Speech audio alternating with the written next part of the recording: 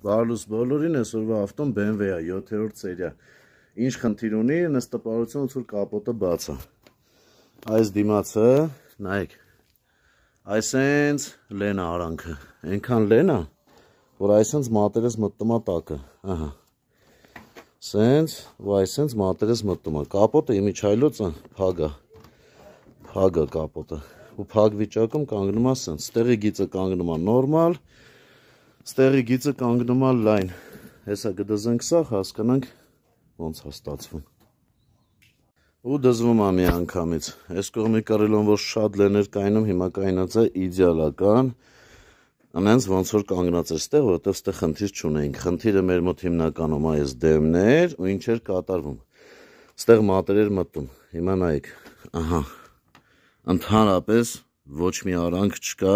մատ մտցնելու։ Ստեղ, խնդրեմ։ Ընդհանրապես արանք չկա։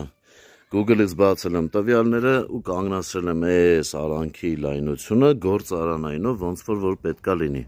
Ու այսպես դառավ սիրուն BMW։